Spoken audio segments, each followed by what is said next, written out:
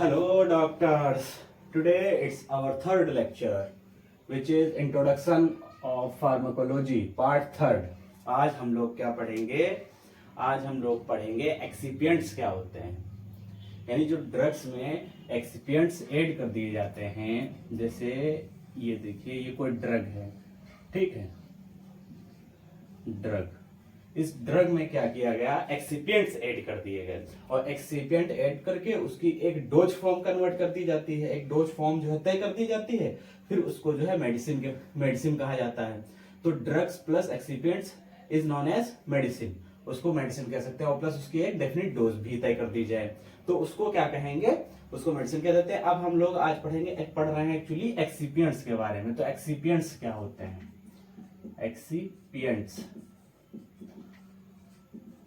Excipients क्या होते हैं? तो एक्सिपिएंट्स जो होते हैं वो ड्रग में समथिंग ऐड कर दिया जाए, यानी ड्रग में कुछ समथिंग ऐड कर दिया जाए, उनको क्या कहेंगे, एक्सिपिएंट्स कहेंगे। और ये क्यों ऐड किया जाता है? ये ड्रग को मोर पैलेटेबल बनाने के लिए, मोर पैलेटेबल और एक्सेप्टेबल, ठीक है, कह सकते हैं पैलेटेबल, मोर पैलेटेबल बनाने के लिए, मोर पैलेटेबल बनाने के लिए ये एक्सिपिएंट्स ऐड किए जाते हैं। पैलेटेबल मतलब क्या, स्वीकार, यानी स्वीकार करें लोग इसको, जो है ड्रग को स्वीकार कर सके आसानी से, मतलब इस्तेमाल में, अपने इस्तेमाल के लिए आसानी से उनको जो है स्वीकार करें।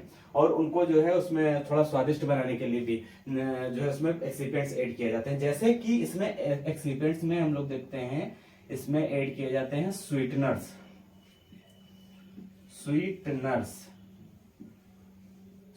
ऐड किए जाते हैं। स्वीटनर्स क्यों ऐड किए जाते हैं? जैसे कुछ ड्रग्स ऐसे होते हैं जो टेस्ट में बिटर होते हैं, कड़वे होते हैं, तो कुछ जो बच्चे होते हैं वो उनको नहीं इजिली, जो नहीं उनको खाते हैं, इनको नहीं लेते हैं जब उनकी तबीयत खराब होती है। तो इसलिए इसमें क्या किया गया है, इसमें जो है स्वीटनर्स ऐड किए जाते हैं ड्रग्स में। जैसे कि सॉर्बिटॉल ऐड कर दिया जाता है, ठीक है, या और भी मीठी चीजें जो है इसमें ऐड कर दी जाती हैं। तो ये स्वीटनर्स हो गए, ठीक है। दूसरे और भी क्या इसमें ऐड किए जाते हैं एक्सिपिएंट्स के तौर पे? तो दूसरे ऐड किए जाते हैं इसमें जो है प्रिजर्वेटिव्स ऐड किए जाते हैं। क्या ऐड किए जाते हैं? प्रिजर्वेटिव्स। इसमें प्रिजर्वेटिव्स ऐड किए जाते हैं।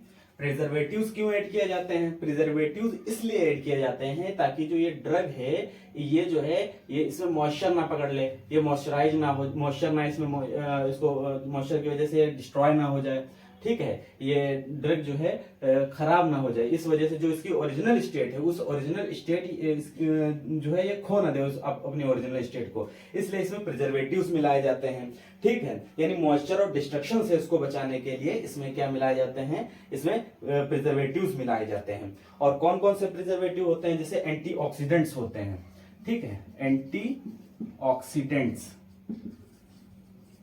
अब इसमें एंटीऑक्सीडेंट्स में कौन कौन से हो गए?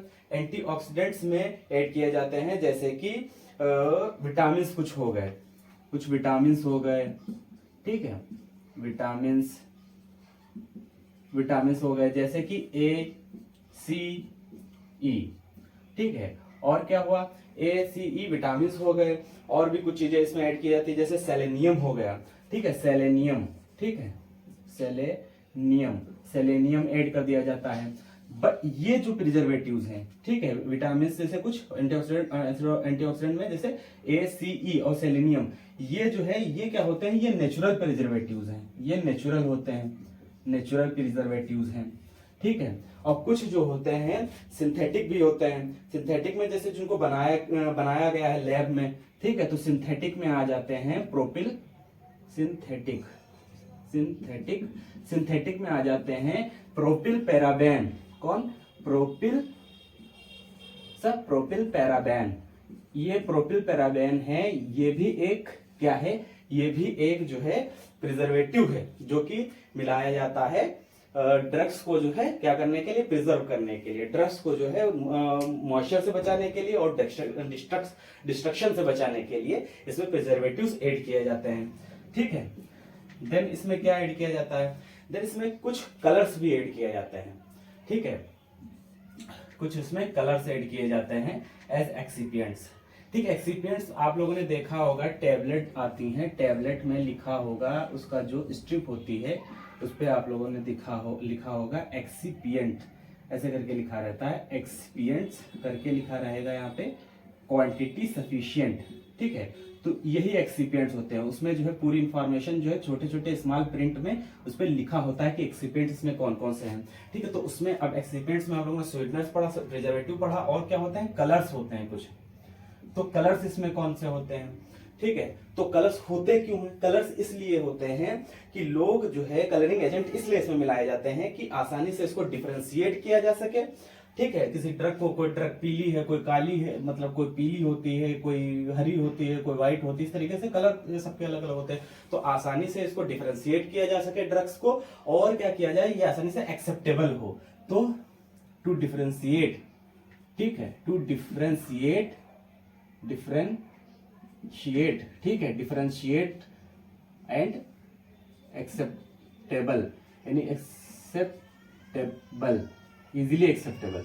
ठीक है, टू डिफरेंशिएट यानी ड्रग को डिफरेंशिएट करने के लिए, एंड इजीली एक्सेप्टेबल, एंड ठीक है, और क्या करता है, ये कलर इसलिए मिला जाता है कि एक्सेप्टेबल हो, यानी कि ये हेल्प करता है मोर एक्सेप्टेबल हो सके, मोर एक्सेप्टेबल हो सके। ठीक है, यानी इजीली, आसानी से इसको एक्सेप्ट करें लोग, इसलिए कलरिंग एजेंट मिलाए जाते हैं। जैसे कलरिंग एजेंट में मिलाए जाते हैं टार्ट्राजीन हो गई, ठीक, टार्ट्राजीन मिलाया जाता है, एजोडाई वगैरह मिलाई जाती हैं इसमें एज एक्सिपिएंट्स के तौर पे। और भी होते हैं जैसे सनसेट येलो वगैरह होते हैं, सनसेट येलो। तो इस तरह के जो है इसमें कलर्स मिलाए जाते हैं कि जो ड्रग है उसको जो है क्या किया जा सके, उसको डिफरेंशिएट किया जा सके, और ये हेल्प करता है कलर में कि आसानी से इसको जो है मोर एक्सेप्टेबल हो, यानी लोग इसको आसानी से एक्सेप्ट करें। अच्छा, फिर उसके बाद और इसमें कौन से एक्सिपिएंट्स ऐड किए जाते हैं? कुछ अरोमा ऐड की जाती हैं। अरोमा मतलब अरोमा का मतलब जो होता है, यानी स्मेल, मतलब अरोमा का मतलब होता है स्मेल, यानी ऐसे सब्सटेंस मिलाए जाते हैं जिनकी स्मेल अच्छी हो, जैसे कि मिंट, यानी प्लीजेंट स्मेल हो, तो मिंट मिलाया जाता है। ठीक है, और एप्रिकॉट वगैरह, चेरी वगैरह, ये सब इसमें मिलाया जाता है। अच्छा, लिकरिस, ठीक, ये सब चीजें इसमें मिलाई जाती हैं ड्रग्स में एज एक्सिपिएंट। ठीक है, इसमें अरोमा भी मिलाया गया। अरोमा क्यों मिलाया गया, बताया मैंने कि इसकी प्लेजेंट स्मेल होते हैं। जैसे कुछ ड्रग्स ऐसे होते हैं जिनकी स्मेल क्या होती है, बैड होती है, बैड स्मेल होती है। तो बैड स्मेल को जो है कवर करने के लिए, छुपाने के लिए क्या करते हैं हम लोग, इसमें जो है क्या मिलाते हैं, मिंट, यानी प्लेजेंट स्मेल वाले जो अरोमा है वो उनको यहाँ पे मिलाया जाता है। अच्छा, अब क्या इसमें और भी कुछ चीजें मिलाई जाती हैं। अच्छा, एक चीज और इसमें है, जैसे ये एक्सिपिएंट्स जो होते हैं, ये ड्रग जो था, ये तो हमारी ह्यूमन फिजियोलॉजी को चेंज करेगा। किस पर्पज से चेंज करेगा? कि उसकी जो है डिजीज को डायग्नोज कर सके, या उसको प्रिवेंट कर सके, या क्योर कर सके, या फिर उसको जो है ट्रीट कर सके। इसलिए जो है ये ड्रग जो है एक ऐसा प्रोडक्ट होता है जो हमारी जो है बीमारी को, ये सब चीज जो मैंने बताई, ये कर सके। ठीक है, तो अब क्या है, इसमें जो हमने एक्सिपिएंट्स मिलाए, क्यों मिलाए? ठीक, कलर मिलाया, बताया, स्वीटनर मिलाया, प्रिजर्वेटिव मिलाया, अरोमा वगैरह क्यों मिलाया, ये सब चीजें मिला दी। लेकिन इनको मिला तो दिया, लेकिन इनका ये नहीं है कि ये जो एक्सिपिएंट्स होते हैं ये इनर्ट नहीं होते हैं, कि मतलब मोस्टली तो इनर्ट होते हैं, यानी कुछ नहीं करेंगे, एज इट इज ड्रग्स के साथ जाएंगे, जो इनका काम है वो करके निकल जाएंगे। लेकिन इनका और भी काम होता है, और भी, जैसे ये फार्माकोकाइनेटिक्स में भी हेल्प करते हैं कभी कभी ये एक्सिपिएंट्स, कभी कभी जो है फार्माकोडायनेमिक्स में भी हेल्प करते हैं। ठीक है, इनका मतलब ये इनका फंक्शन होता है। तो एक्सिपिएंट्स जो है, अच्छा, ये एक्सिपिएंट्स जो होते हैं ये कभी कभी हमारी बॉडी इनके खिलाफ रिएक्ट भी करती है। जैसे यहाँ पे मैं बताना चाह रहा हूँ कि ये जो एक्सिपिएंट्स, जैसे कुछ पेशेंट होते हैं जैसे जिनको जो है स्किन की एलर्जी है, स्किन में एलर्जी है, या जो है नोज में एलर्जी है, या कान में एलर्जी है, या फिर जो है गले में, ठीक है, ये जो ट्रेकिया है इसमें कहीं एलर्जी है, अस्थमा वगैरह है। ठीक है, तो उनको हम लोग दवा तो देते रहते हैं, लेकिन ये नहीं सोचते हैं कि इनको अस्थमा, ये प्रॉब्लम है, ये जो एलर्जी है किस वजह से है। हो सकता हो जो हम ड्रग्स दे रहे हैं उसके जो एक्सिपिएंट्स हैं उसमें, उनमें से किसी कलर से उनको जो है एलर्जी हो। ठीक है, टार्ट्राजीन है जो डाई, किसी चीज से एलर्जी हो, या स्वीटनर से उनको एलर्जी हो सकती है, या प्रिजर्वेटिव से उनको एलर्जी हो सकती है। ठीक है। तो मोस्टली क्या होता है, मोस्टली ये एक्सिपेंट जो होते हैं इनके खिलाफ हमारी बॉडी रिएक्ट नहीं करती है, बट कभी कभी हमारी बॉडी इनके खिलाफ रिएक्ट कर सकती है, इसलिए इसका ध्यान रखना चाहिए। ठीक, फिर अब हम लोग अगला टॉपिक पढ़ेंगे कि इनमें जो है ये जो ड्रग्स होते हैं कभी कभी इनको जो है कवर कर दिया जाता है, तो कोटिंग मटेरियल चढ़ा दिया जाता है, कोटिंग मटेरियल चढ़ा दिया जाता है। जैसे कि हम जो कैप्सूल्स होते हैं उनमें कोटिंग मटेरियल चढ़ाया जाता है। तो इस कोटिंग मटेरियल का वर्क क्या है, यानी कोटिंग मटेरियल क्यों चढ़ाया जाता है, तो ये हम लोग देखेंगे कि कोटिंग मटेरियल क्यों चढ़ाया जाता है, उसका क्या काम होता है, किस लिए कोटिंग मटेरियल चढ़ा दिया जाता है, ये चीज देखनी है अभी। ठीक है, तो चलो इसको अब हम लोग रफ कर देते हैं, फिर देखते हैं।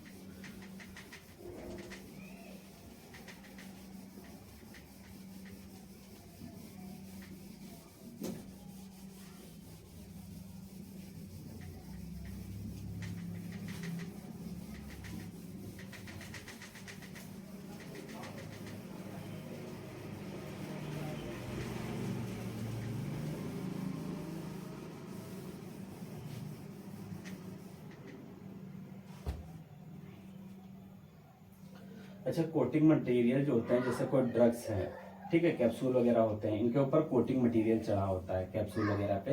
तो ये कोटिंग मटेरियल क्या होता है, जैसे कभी कभी जेलेटिन चढ़ा होता है, कौन कौन से होते हैं, जैसे जेलेटिन चढ़ा होता है, ठीक है, या फिर जीन। ठीक है, जीन, जीन किससे लिया गया है, जीन कॉर्न से बनाया गया है, कौन से लिया गया है, और क्या, शेलैक। ठीक है, शेलैक। तो जेलेटिन और जो जीन है ये क्या है, ये जो है ये नेचुरल है, ये नेचुरल है, ठीक है। और जो शेलैक है इसको बनाया गया है, यानी ये सिंथेटिक है। ठीक है, तो इस तरह के ये कोटिंग मटेरियल्स जो हैं हमारे जो ड्रग्स होते हैं उनके ऊपर चढ़े होते हैं। क्यों चढ़े होते हैं, तो एक तो ये भी चीज हो गई कि बैड स्मेल, ठीक है, बैड अरोमा यानी बैड स्मेल को छुपाने के लिए, ठीक है, या फिर बैड टेस्ट है, किसी ड्रग का टेस्ट बैड है, ठीक है, उसको जो है छुपाना है, उसको जो है कवर करना है, उसके लिए जो है ये जो है इसमें जो इसके जो इसमें कवर्स होते हैं, जो कोटिंग मटेरियल्स होते हैं, ठीक है, कोटिंग मटेरियल्स, तो ये कोटिंग मटेरियल चढ़ाए जाते हैं इस वजह से भी कि बैड स्मेल को जो है, बैड अरोमा को जो है कवर किया जा सके, या बैड टेस्ट को जो है छुपाया जा सके। ठीक है, इसलिए जो है इसमें ये कोटिंग चढ़ाई जाती है। उसमें जेलेटिन की कोटिंग होती है, जीन की होती है, शेलैक की होती है। तो मैंने ये भी बता दिया कि जेलेटिन और जीन जो है, जीन किससे लिया गया, जेलेटिन जीन कौन से लिया गया है, तो जेलेटिन और जीन दोनों नेचुरल है, और शेलैक जो है ये सिंथेटिक होता है, इसको बनाया गया है।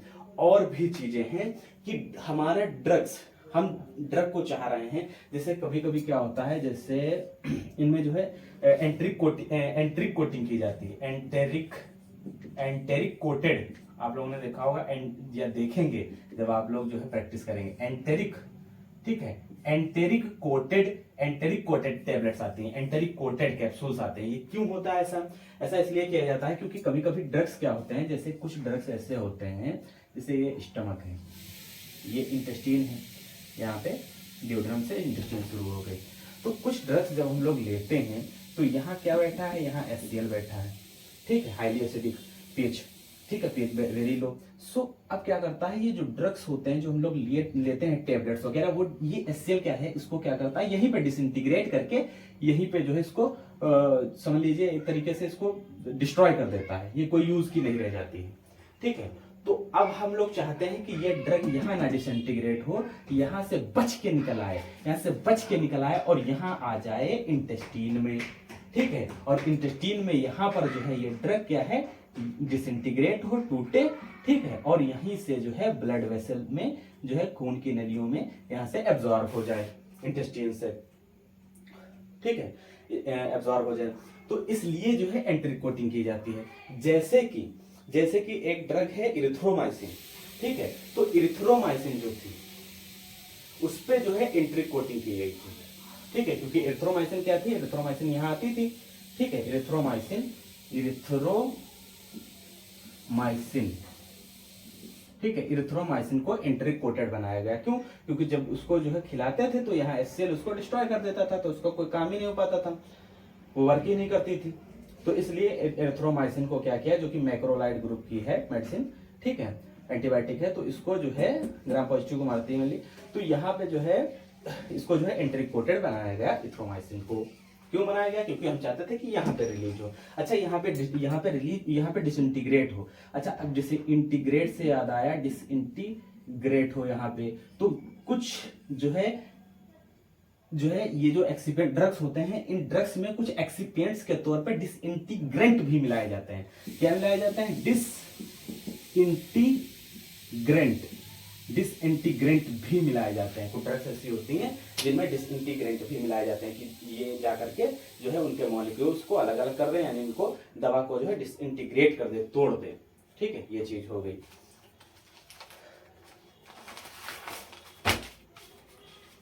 अच्छा, अब लोग आगे बढ़ते हैं।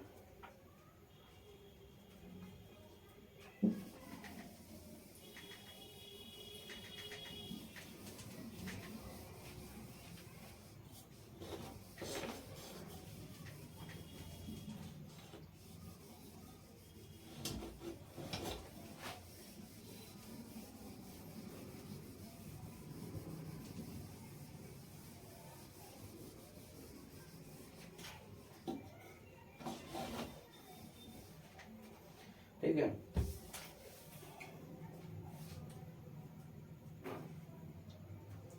अब हम लोग पढ़ते हैं यहाँ पे डोज फॉर्म, यानी कि डोज फॉर्म थोड़ा सा देख लेते हैं। डोज फॉर्म में क्या, अब इंटीग्रेंट्स मिला दिए गए, अब इसमें डोज फॉर्म किस किस फॉर्म में डोज बनाई जाएगी।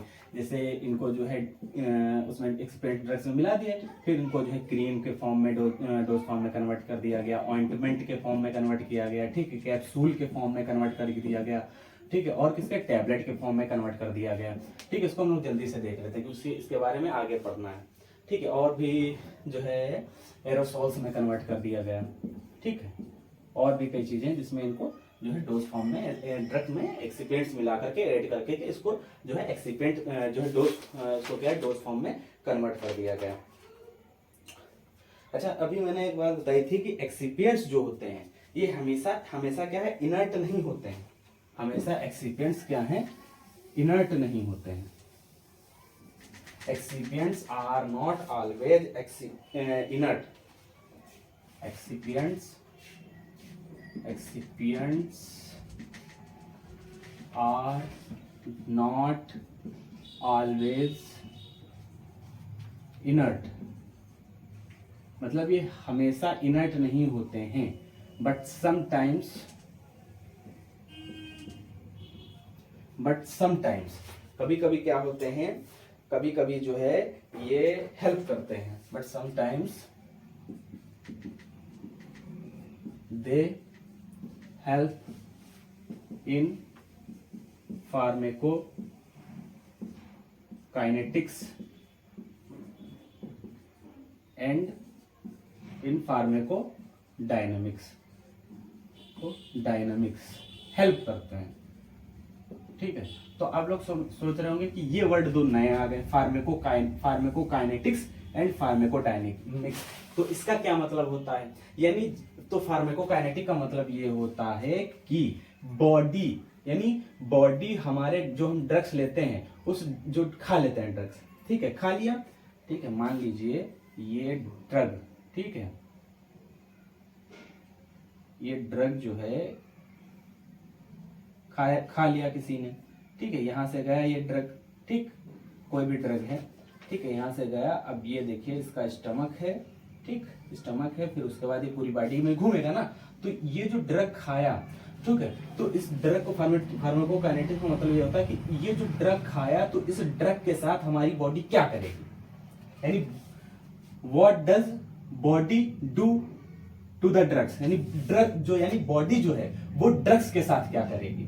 ठीक है, इसका मतलब ये होता है फार्माकोकाइनेटिक्स का मतलब। और दूसरा ये भी है कि फार्मा मतलब ड्रग और काइनेटिक्स मतलब मूवमेंट, ठीक है, तो यानी इस ड्रग का हमारी बॉडी में जो मूवमेंट होगा, यानी कहाँ कहाँ जाएगी और कहाँ कहाँ क्या वर्क करेगी, वर्क करके फिर कहाँ मेटाबोलाइज होगी, कहाँ एब्जॉर्ब होगी, ठीक है, ये सब चीजें होकर के कहाँ से जो एक्सक्रीट हो जाएगी, बॉडी से निकल जाएगी, ये फार्माकोकाइनेटिक्स होती है। और फार्माकोडायनामिक्स क्या होती है, फार्माकोडायनामिक्स ये होती है कि what drug does to the body, यानी ड्रग क्या जो है वो बॉडी के साथ क्या करती है, यानी ड्रग जो खाया हम लोगों ने तो उसका मैकेनिज्म ऑफ एक्शन, ठीक है, मैकेनिज्म ऑफ एक्शन क्या है, यानी वो ड्रग जो है किस तरीके से हमारी बॉडी में काम कर रही है, ठीक है, ये फार्माकोडायनेमिक्स होता है। तो एक्सिपिएंट्स हमने क्या बताया कि हम लोगों ने क्या पढ़ा, excipients are not always inert. Inert का मतलब होता है कि किसी चीज से कोई मतलब नहीं है, एकदम इनर्ट है, ठीक है।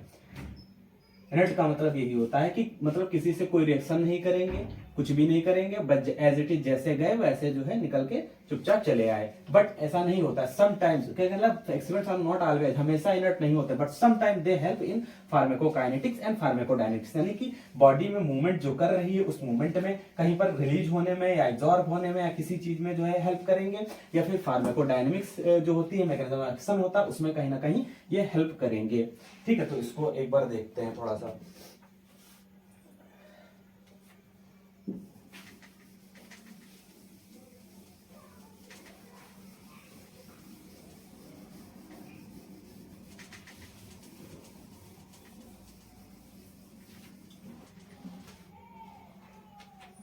जैसे कि एक टैबलेट है प्राजोसिन, प्राजोसिन के नाम से एक ड्रग मेडिसिन आती है प्राजोसिन। ये एक्चुअली अल्फा ब्लॉकर होती है, ठीक है, अल्फा ब्लॉकर है। ये क्या करती है, इसका काम बता देता हूँ थोड़ा सा। हमारे जो ब्लड वेसल्स होती हैं उनमें कुछ रिसेप्टर्स होते हैं, उसमें से एक रिसेप्टर अल्फा 1 होता है, यानी कि अल्फा रिसेप्टर होता है। इसी अल्फा रिसेप्टर पे अल्फा ब्लॉकर है ना, तो ये जाकर के खून की नली के जो अल्फा रिसेप्टर है उन पे जाकर के ये बैठ जाती है, ठीक है। एक्चुअली यहाँ पे वैसे नेचुरल कंडीशन में, ठीक है, ये एड्रेनलिन आकर के यहाँ बैठता है और इसको क्या करता है, इसको जो है ऐसे क्या करता है, इसको जो वेसो कंस्ट्रिक्शन करवाता है, यहाँ पे कंस्ट्रिक्शन, वेजो कंस्ट्रिक्शन, यहाँ पे वेजो कंस्ट्रिक्शन करवाता है। बट जब ये अल्फा ब्लॉकर यहाँ पर आके बैठ जाता है तो एडेनिन यहाँ पर बैठ नहीं पाता है। तो जब एडेनिन यहाँ पे नहीं बैठ पाएगा, यहाँ नहीं आ पाएगा इस रिसेप्टर पे, अल्फा रिसेप्टर पे नहीं बैठ पाएगा, तो तो ये प्राजोसिन आकर के बैठेगी, तो प्राजोसिन बैठेगी तो ये बैठ नहीं पाएगा, तो यानी ये इसको कॉन्स्ट्रिक्ट नहीं कर पाएगा। तो ये क्या होगी, हमारी जो ब्लड वेसल है, यानी कि हमारी जो खून की नली, ये फैल जाएगी, ठीक है। जब ये फैल जाएगी, अगर बाय द वे किसी का कोई हाइपरटेंशन का पेशेंट है, यानी उसका बीपी बढ़ा हुआ है, हाइपरटेंशन का पेशेंट उसका बीपी बढ़ा हुआ है, तो ये जो है जब इसको अल्फा ब्लॉकर ये दे दोगे तो ये क्या करेगी, इस रिसेप्टर पर जाकर बैठेगी। एड्रेनलिन से जो है कॉम्पिटिटिव एंटागोनिस्ट है, ये कॉम्पिटिटिव एंटागोनिस्ट है, क्योंकि अपोजिट एक्शन कर रही है ना, तो कंपटीशन करके जो है ये क्या करे, इस पे बैठ जाएगी। जो ज्यादा होगा बैठेगा, तो ये जो प्राजोसिन जाकर के यहाँ बैठ जाती है और इस खून की नली को क्या करती है, ये एक्चुअली ये आकर के सिकोड़ रहा था, तो जब ये बैठ जाएगा आकर के तो ये फैल जाएगी, क्योंकि इसको सिकोड़ने नहीं देगी, तो नेचुरल सी बात है ये थोड़ी सी रिलैक्स हो जाती है, तो वेजोडायलेशन करवा देती है, वेजोडायलेशन। और वेजोडायलेशन हो जाएगा तो क्योंकि जब हाइपरटेंशन होता है इंसान के तो उसकी खून की नलियां सिकुड़ जाती हैं, तो सिकुड़ जाती हैं तो उसका बीपी बढ़ जाता है। जैसे कि हम लोग पाइप है, किसी पाइप का नोजल जो होता है उसको अगर ऐसे दबा दे तो प्रेशर से पानी जाने लगता है ना, प्रेशर बढ़ जाता है। तो ऐसे ही ये जो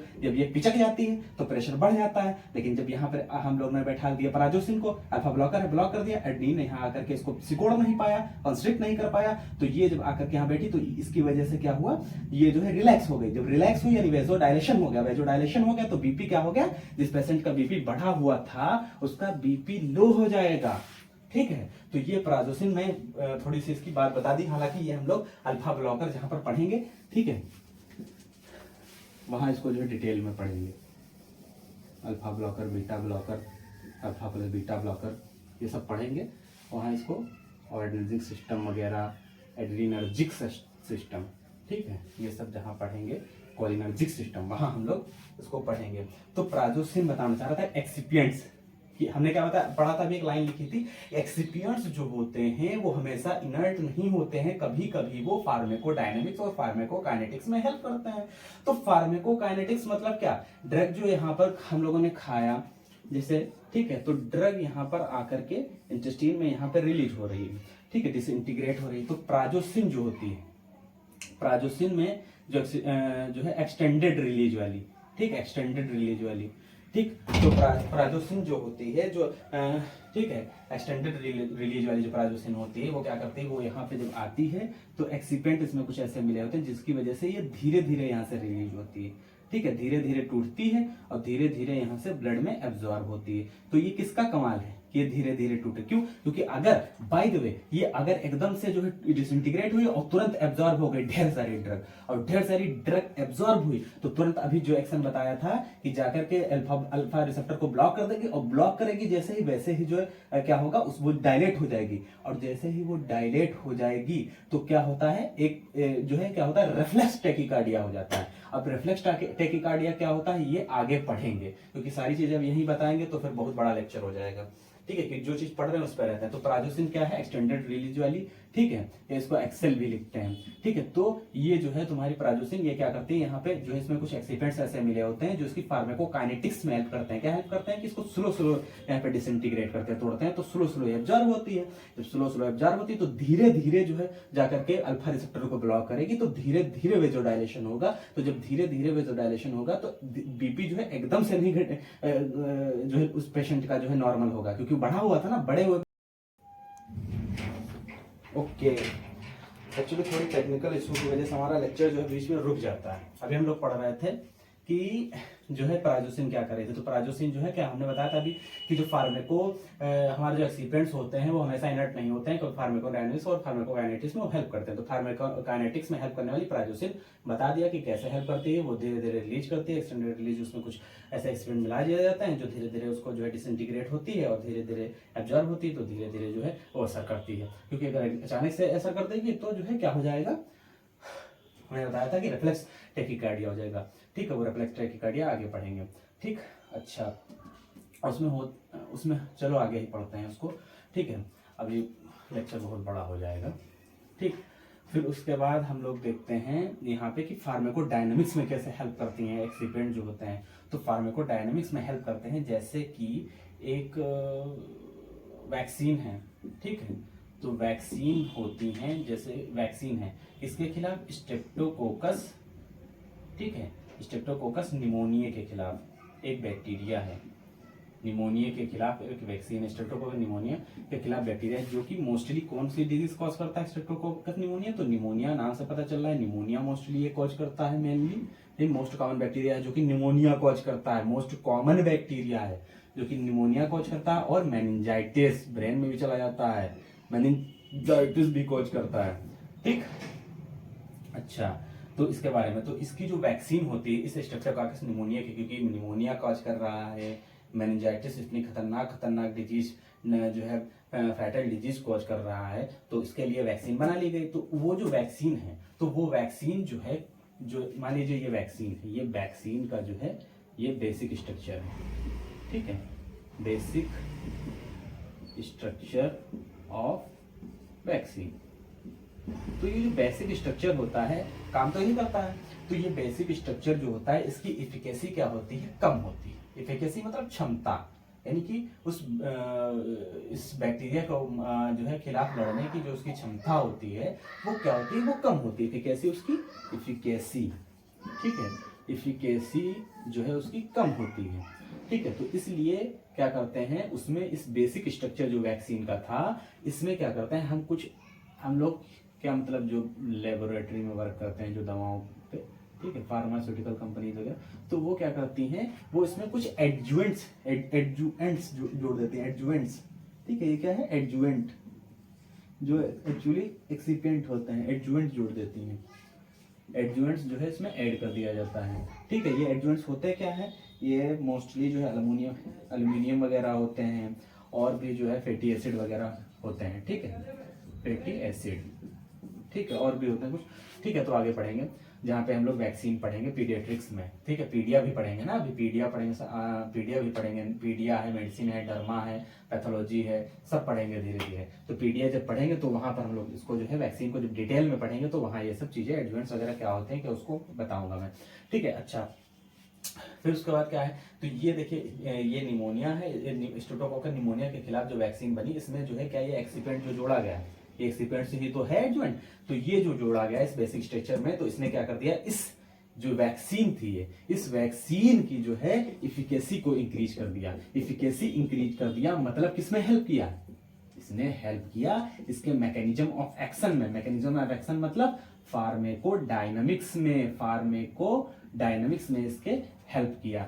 क्योंकि हम लोगों ने अभी पढ़ा कि ऑलमोस्ट मतलब हमेशा जो है, मतलब हमेशा जो है ऑलवेज हमेशा जो है एक्सिपिएंट जो होते हैं वो इनर्ट नहीं होते हैं। कभी कभी क्या होते हैं, ये जो है हेल्प भी करते हैं फार्माकोडायनेमिक्स में और फार्माकोकाइनेटिक्स में। फार्माकोकाइनेटिक्स में कैसे किया वो बता दिया, फार्माकोडायनेमिक्स में कैसे किया बता दिया। अच्छा, फार्माकोकाइनेटिक्स और फार्माकोडायनेमिक्स अगर अभी सही से समझ में नहीं आ रही तो अगले लेक्चर्स में इनको हम पढ़ेंगे, फार्माकोडायनेमिक्स और फार्माकोकाइनेटिक्स डिटेल में। इसलिए जो है डोंट बी वरीड, यानी परेशान मत हो इसके लिए कि ये यार समझ में नहीं आया या कुछ भी, ठीक है। इसको डिटेल में पढ़ा जाएगा आगे चल के, ठीक है। तो एक्सिपिएंट्स में वैक्सीन क्या था, ये चीजें हम लोगों ने पढ़ ली। फिर आगे कुछ चीजें हैं, जैसे कल हम लोगों ने कल या आई थिंक पहला लेक्चर जो था उसमें पढ़ा था कि जो ड्रग होता है तो उसका वो क्या करता है, ऐसा जो है एक प्रोडक्ट होता है जो कि हमारी ह्यूमन फिजियोलॉजी को क्या करता है, जो हमारी उसमें क्या करता है, उसमें मॉडिफिकेशन कर सकता है। किस पर्पज से, कि जो है कि उसको बीमारी को जो है डिजीज स्टेट्स जो है मतलब जो होती है पैथोलॉजिकल स्टेट, यानी उसको क्या कर सके, उसको डायग्नोस्ट कर सके, ट्रीट कर सके, क्योर कर सके और क्या कर सके, प्रिवेंट कर सके। तो ये सब चीजें हम लोगों ने पढ़ी, तो अब उसको हम लोग एक बार उसमें थोड़ा सा डिटेल उसमें देखते हैं। अच्छा, तो कर देता हूँ।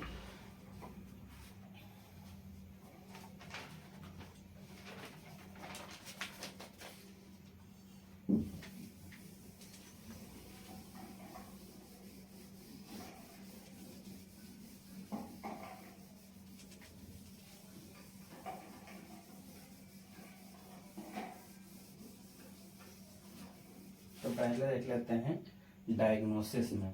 तो डायग्नोसिस में हमने दो दवा पढ़ी थी, मेटिरापोन और कौन सी, और पेंटागैस्ट्रिन।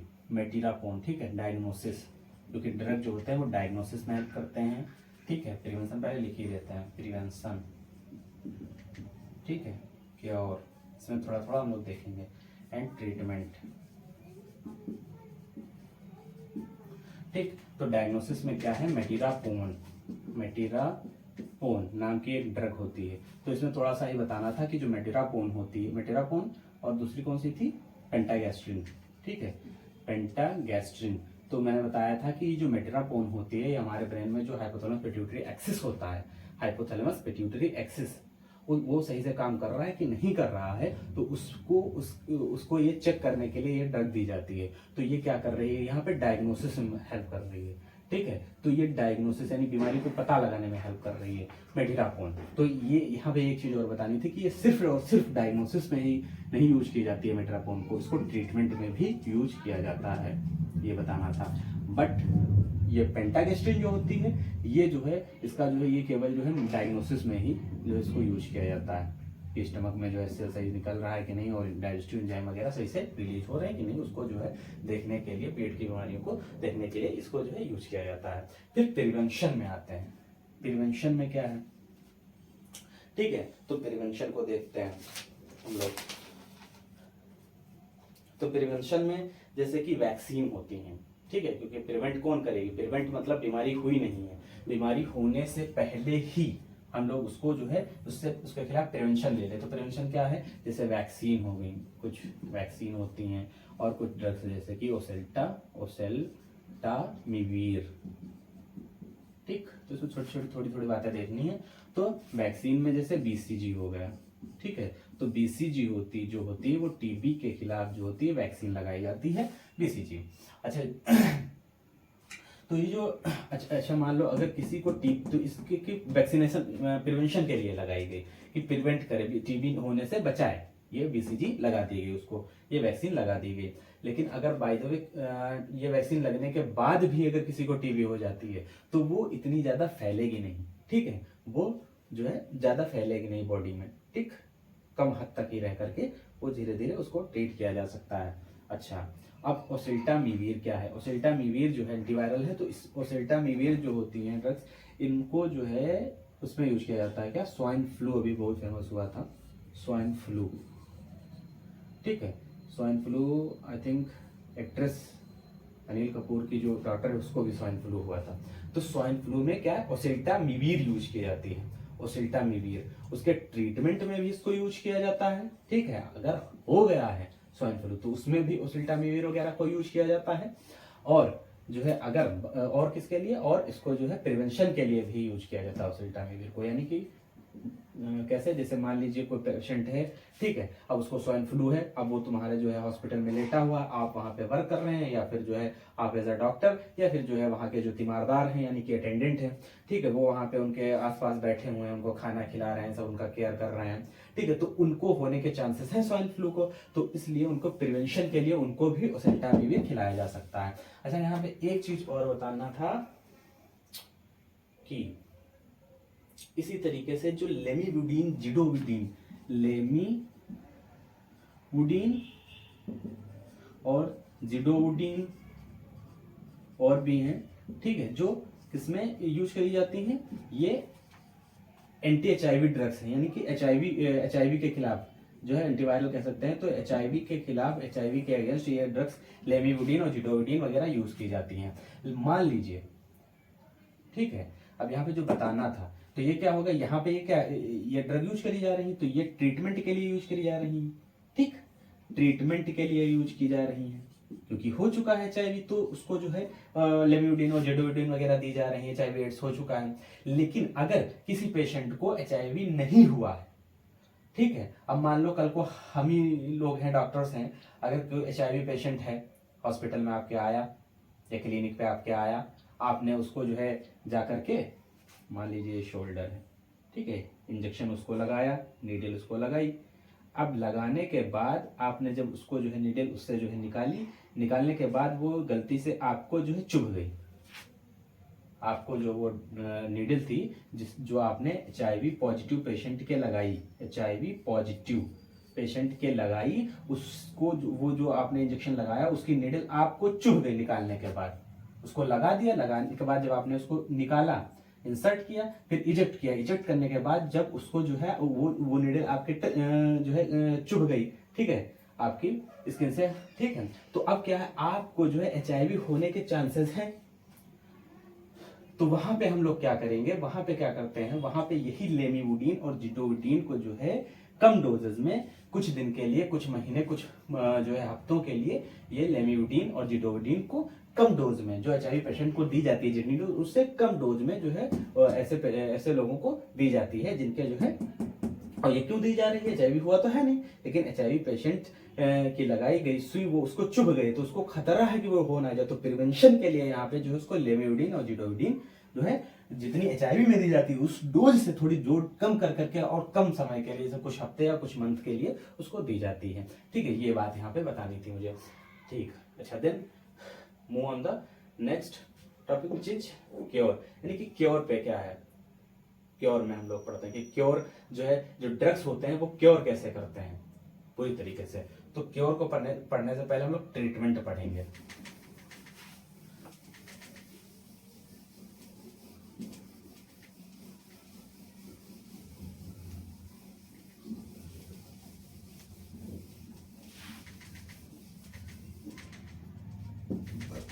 यानी कि जो ड्रग जो होता है वो क्या करता है, ट्रीटमेंट में हेल्प करता है, यानी हमारी जो है फिजियोलॉजी को, ह्यूमन फिजियोलॉजी को जो मॉडिफाई करता है, किस पर्पज से, कि बीमारी को डायग्नोज कर सके, ट्रीट कर सके, क्योर कर सके, प्रिवेंट कर सके। तो प्रिवेंट कर सके, डायग्नोज कर सके, वो हम लोगों ने पढ़ लिया उसको थोड़ा डिटेल में, और फिर अब ट्रीटमेंट कैसे करती है, ट्रीटमेंट में क्या पढ़ना था, तो ये देखना था, ठीक है। तो ट्रीटमेंट में क्या था, ट्रीटमेंट वाला देखना है, तो इसमें जैसे एंटी इन्फ्लामेटरी ड्रग्स वगैरह हो गई, एंटी इन्फ्लामेटरी ड्रग्स या रिप्लेसमेंट, तो इसको थोड़ा सा देखते हैं, ठीक है। तो अब ट्रीटमेंट में क्या देखते हो, इसमें देखते हैं थोड़ा सा, जैसे कि मान लीजिए ट्रीटमेंट में जैसे किसी पेशेंट को क्या हुआ, रूमेटॉइड अर्थराइटिस हुई, रूमेटॉइड अर्थराइटिस मोस्टली जॉइंट्स में, ठीक है, ये नी जॉइंट है, घुटने का जॉइंट है, मान लीजिए यहाँ पर उसको जो है क्या हो गई, उस पेशेंट को रूमेटॉइड अर्थराइटिस हो गई। तो रूमेटॉइड अर्थराइटिस में क्या होता है, हमारा इम्यून सिस्टम जो होता है, यानी कि डब्ल्यूबीसी जो है, वो हमारे खुद की जो सेल्स होती हैं, यहाँ जॉइंट है, जॉइंट्स में साइनोवियोसाइट्स, ठीक है, ये देखिए जॉइंट्स में सेल्स होती हैं, जो साइनोवियल फ्लूइड जो होता है, जो जॉइंट का जो फ्लूइड होता है, फ्लूइड, ठीक है, जो मूवमेंट में हेल्प करता है, ठीक है, यहाँ पे जो है फ्रिक्शन से बचाता है, ठीक है। तो वो जो फ्लूइड होता है उसको बनाने में जो सेल्स होती हैं कौन सी, साइनोवियोसाइट्स, साइनोवियोसाइट्स।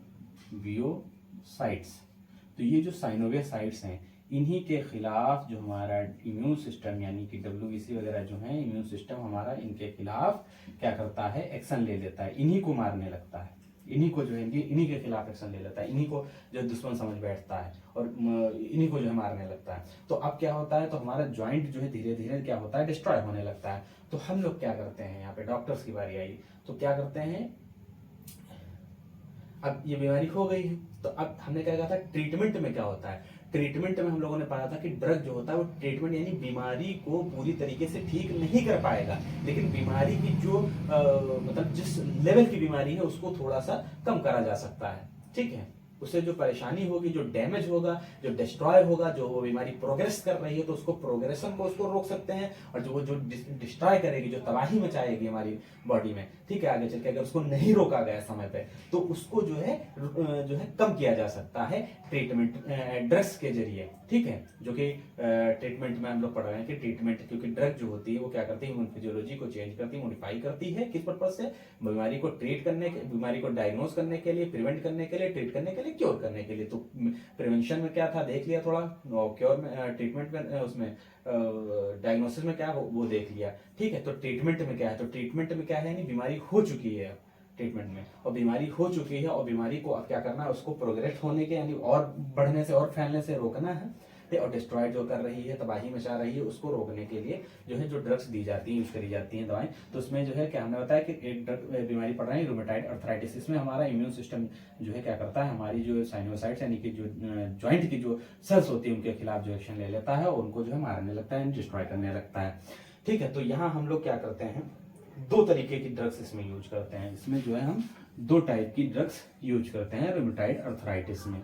ठीक है, एक कौन सी यूज करते हैं, एक तो यूज करते हैं कि जो ये एक्शन ले रही है, ठीक है, इसको फौरी तौर पर रोकने के लिए, यानी कि कुछ समय के लिए टेम्परेरली रोकने के लिए, क्योंकि ये जब यहाँ इसको जॉइंट पे जो इसको जो है इसके खिलाफ एक्शन ले रही है तो यहाँ पे बहुत पेन होता है ना, तो उस पेन को रोकने के लिए क्या करते हैं, यानी कि फौरी तौर पर इन WBCs को रोकने के लिए हम लोग कुछ ड्रग्स यूज करते हैं। उसमें एनसेड्स वगैरह मोस्टली जो यानी कि एंटी इंफ्लेमेटरी ड्रग्स कह सकते हैं एक तरीके से, सही तरीका। तो उसमें दो टाइप में, पहला टाइप क्या है कि हम लोग फौरी तौर पर इसको जो है ठीक करने के लिए क्या देते हैं, इसको जो है एंटी इंफ्लेमेटरी ड्रग्स यूज करते हैं, एंटी इंफ्लामेटरी यानी इन्फ्लामेशन को रोकेंगे, इन्फ्लामेटरी ड्रग्स जो है यूज कर लेते हैं। ठीक, दूसरी कौन से इसमें यूज करते हैं, दूसरी यूज करते हैं disease modifying anti rheumatoid drugs. ठीक है, disease modifying anti rheumatoid drugs, disease modifying anti rheumatoid drugs ये यूज करते हैं। अच्छा, तो ये जो अर्थराइटिस है, ठीक है, रूमेटाइड अर्थराइटिस, इसको पूरी तरीके से अगर ठीक करने को सोचा जाए कि पूरी तरीके से इसको जड़ से खत्म करें, तो वो जो है बिल्कुल लगभग समझ लीजिए कि नामुमकिन कह सकते हैं, नामुमकिन के ही बराबर समझ लीजिए कि बहुत ही मुश्किल है, मतलब बहुत समझ लीजिए नामुमकिन ही लगभग है कि रूमेटाइड अर्थराइटिस पूरी तरीके से ठीक हो सके। तो एंटी इंफ्लामेटरी ड्रग्स तो जो है क्या करती हैं, वो इन्फ्लामेशन को यहाँ पे रोक देंगे, यानी WBC को कुछ समय के लिए रोक देती हैं। ठीक है, तो एक ये यूज कर लेते हैं इसमें, तो क्या होगा, ये ट्रीटमेंट ही तो कर रहा है, इसको जो है कुछ समय के लिए आराम मिल जाएगा एंटी इंफ्लेमेटरी ड्रग्स से।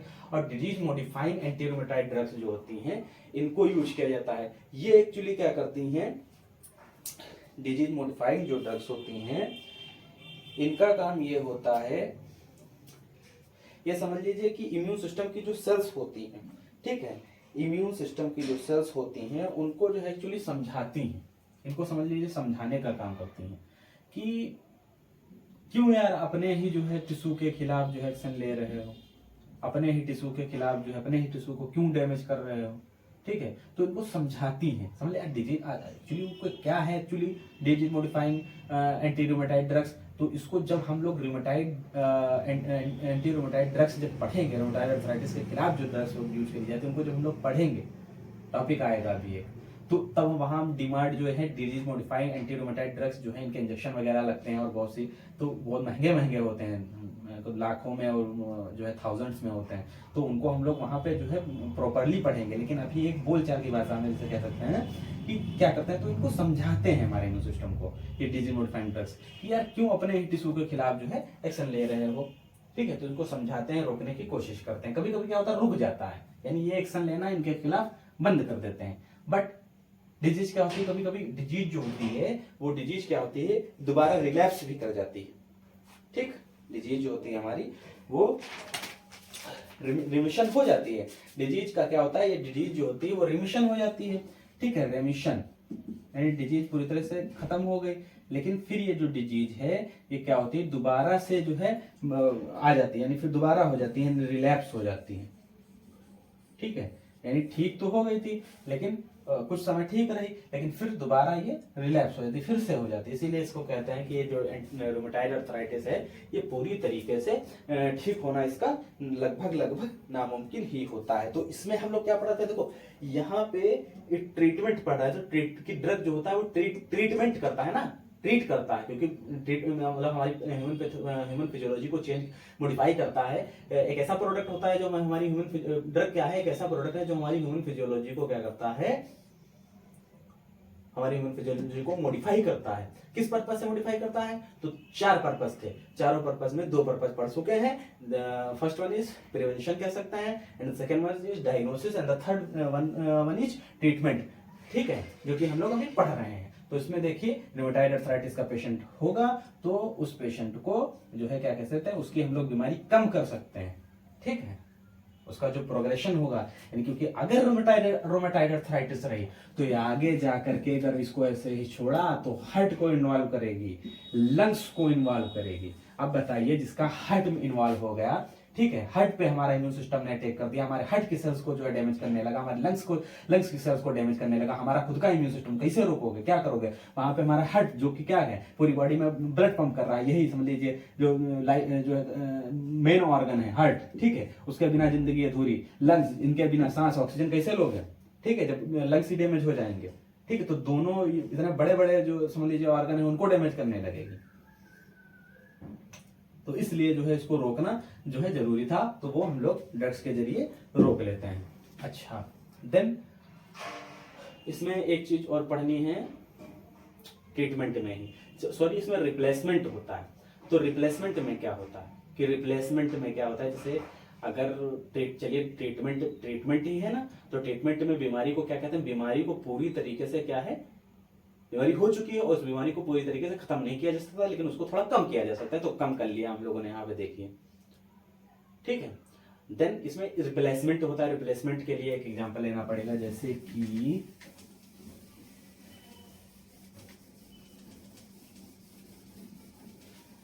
तो रिप्लेसमेंट में ट्रीटमेंट जो होता है क्या होता है, देखिए जैसे कि किसी का पैंक्रियाज है, ठीक है, किसी पर्सन का पैंक्रियाज जो है लीफ लाइक स्ट्रक्चर होता है, पैंक्रियाज एक ग्लैंड है। तो पैंक्रियाज जो है इसकी जो सेल्स हैं, कौन सी, बीटा सेल्स, बीटा सेल्स। ठीक है, तो ये बीटा सेल्स जो है पूरी तरीके से किसी की डिस्ट्रॉय हो गई। मान लीजिए किसी पेशेंट है, कोई पेशेंट है, उसकी डिस्ट्रॉय हो गई। क्यों डिस्ट्रॉय हो गई? क्योंकि वो अल्कोहल का लगातार सालों से इस्तेमाल करे जा रहे हैं, और अल्कोहल का इस्तेमाल किए जा रहे हैं सालों से, तो क्या हो गई, इनको क्रोनिक पैंक्रियाटाइटिस हो गई, पैंक्रियाटाइटिस हो गई। ठीक है, क्रोनिक पैंक्रियाटाइटिस हो गई, जिसकी वजह से इनकी जो बीटा सेल्स थी पैंक्रियाज की वो डिस्ट्रॉय हो गई। जब डिस्ट्रॉय हो गई, अच्छा क्या होता है इसमें क्रोनिक पैंक्रियाटाइटिस में, इसमें जो ये ग्लैंड होता है ये सिकुड़ जाता है, सिकुड़ के इसका साइज जो समझ लीजिए आधा हो जाता है। तो इतना बड़ा था, अब ये इतना ही बड़ा बचा, या कह सकते हैं यहाँ पे नहीं तो यहाँ पे देखिए बना, इतना बड़ा था तो ये छोटा सा ही बचा, ये देखिए छोटा सा बचा, सिकुड़ गया। ठीक है, तो बीटा सेल्स समझ लीजिए लगभग डिस्ट्रॉय ही हो जाती हैं, थोड़ी बहुत बची तो बची। तो अब बीटा सेल्स क्या बना रही थी, बीटा सेल्स जो क्या बना रही थी, ये इंसुलिन बना रही थी। जब ये हमारा पैंक्रियाज हेल्दी था, इंसुलिन बना रही थी। तो अब इस पेशेंट में इंसुलिन की कमी हो गई, इंसुलिन बनेगा नहीं। अब हम लोग जानते हैं कि अब तो इसको पेशेंट को क्या हो गई, डायबिटीज मेलिटस हो गई।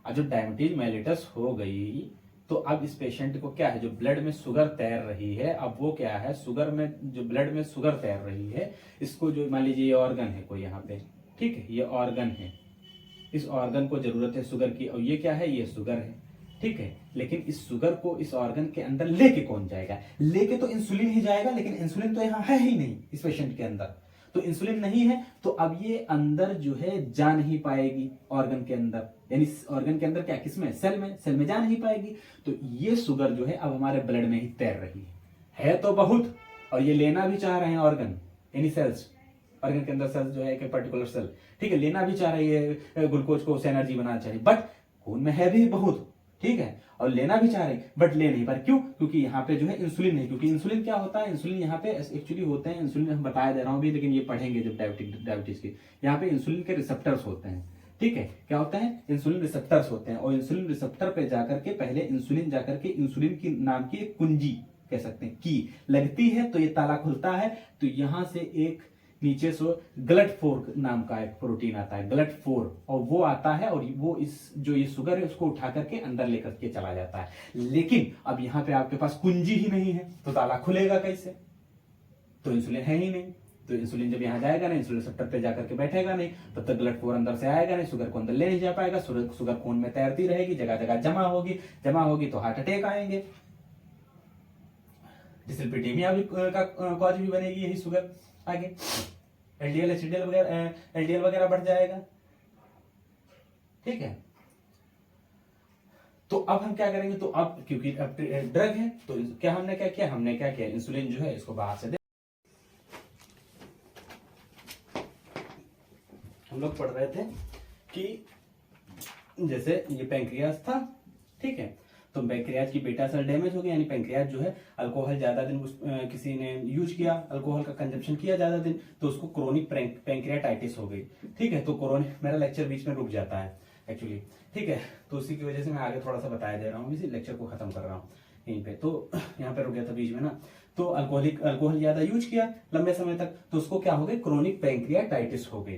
तो जो क्रोनिक पैंक्रियाटाइटिस हो गई उसकी वजह से इसका जो नॉर्मल साइज था उससे ये छोटा हो गया पैंक्रियाज, जब छोटा हो गया तो बीटा सेल्स जो थी वो इंसुलिन बनाती थी, वो बात अभी बता चुका हूं, तो इंसुलिन जो थी, इंसुलिन जो है, इंसुलिन बनना बंद हो गया, इंसुलिन कम हो गया, तो इंसुलिन तो हम लोगों ने बाहर से उसको ले लिया, ठीक है, लेकिन एंजाइम भी इसमें कम हो जाता है, क्योंकि ये एंजाइम भी निकालता है ना हमारा पैंक्रियाज, डाइजेस्टिव एंजाइम भी, ट्रिप्सिन है, काइमोट्रिप्सिन है, ठीक है, ये सब जो है एंजाइम भी रिलीज करता है, ट्रिप्सिन, काइमोट्रिप्सिन, अमाइलेज, लाइपेज होगा, ठीक है, तो ये सब एंजाइम भी जो है डाइजेस्टिव एंजाइम बना करके जो है ये क्या करता है, यहाँ पर जो है ये स्मॉल इंटेस्टीन है, तो ये स्मॉल इंटेस्टीन में ही ये एक इसकी डक्ट खुलती है जाके, हेपेटोपैंक्रियाटिक डक्ट यहाँ पर खुलती है, तो यहाँ से जो है जो एंजाइम बनते हैं, ठीक है, तो एंजाइम जो है बना करके इसमें डाल देता है, वो डाइजेशन में हेल्प करते हैं। तो अब ये क्या था, ये एंजाइम भी इनके कम हो गए, क्योंकि जो है साइज छोटा हो गया ना, तो एंजाइम भी नहीं बन पा रहे हैं, तो इसलिए क्या करेंगे, इंसुलिन तो हम लोगों ने दे दिया, ठीक है, तो उससे जो है जो उसकी शुगर थी वो लेवल तो कम हो गया, ठीक है, तो ट्रीटमेंट में ये इसको हेल्प मिल गई। अच्छा, लेकिन फिर क्या हुआ, बाकी बचा क्या, बाकी उसको जो है दिक्कत क्या थी, बाकी उसके जो एंजाइम थे ये कम हो गए, तो एंजाइम जो कम हो गए इसको हम लोग बाहर से एंजाइम भी उसको खाने को दे देते हैं, जैसे पैंक्रियाटिन नाम से इनकी आई थिंक टेबलेट्स आती हैं, पैंक्रियाटिन नाम से, ये जो पैंक्रियाटिक एंजाइम्स होते हैं इनकी जो है पैंक्रियाटिन नाम से आई थिंक आती है टेबलेट्स, ठीक है, जिसमें एंजाइम्स होते हैं वो बाहर से खिलाए जाते हैं। अच्छा, अब लास्ट बचा है वो देख लेते हैं, लास्ट ट्रीटमेंट हो गया, लास्ट बचा क्या, क्योर। तो क्योर में क्या होता है, क्योर में ये होता है कि ड्रग जो होता है कैसे हेल्प करता है, क्योर कैसे करता है, तो मान लीजिए ये कोई ऑर्गन है, ये ऑर्गन है कोई हमारी बॉडी का, तो ये ऑर्गन है, इस ऑर्गन में ये बैक्टीरिया, फंगस और virus, bacteria, fungus and virus ये एंट्री कर गए, ठीक है, एंट्री कर गए, तो ये एंट्री करे, अपनी संख्या ये बढ़ाने लगे यहाँ पर ऑर्गन में किसी भी बॉडी के, तो हमारा इम्यून सिस्टम जो है इनके खिलाफ क्या किया, इम्यून सिस्टम यानी WBC वगैरह इनके खिलाफ जो है लेने लगी एक्शन, इनके खिलाफ एक्शन लेने लगी। तो ये जो एक्शन लेती है इन बैक्टीरिया के खिलाफ, वो होता तो बहुत ही सेंसिटिव है, यानी इस तरह से लेती है कि हमारी जो इस ऑर्गन की जो बेचारी सेल्स हैं जो इनोसेंट है, यानी इनकी कोई गलती नहीं है, तो ये जो है मार तो बैक्टीरिया और वायरस से फंगस इनको मार रही होती हैं, तो बहुत ही सेफली मारती हैं कि अपनी सेल्स को नुकसान ना पहुंचे किसी भी तरीके से। लेकिन फिर भी थोड़ा बहुत नुकसान हमारी अपनी खुद की जो सेफ सेल्स होती हैं, इनोसेंट सेल्स, ठीक है, ऑर्गन की, उनको भी नुकसान पहुंचता है। उनको जब नुकसान पहुंचता है तो ऑर्गन हमारा डैमेज होता है। अब ऑर्गन डैमेज हुआ तो कुछ ऑर्गन्स ऐसे हैं जो दोबारा तो नहीं बन पाएंगे, डैमेज हो गया तो डैमेज होगा।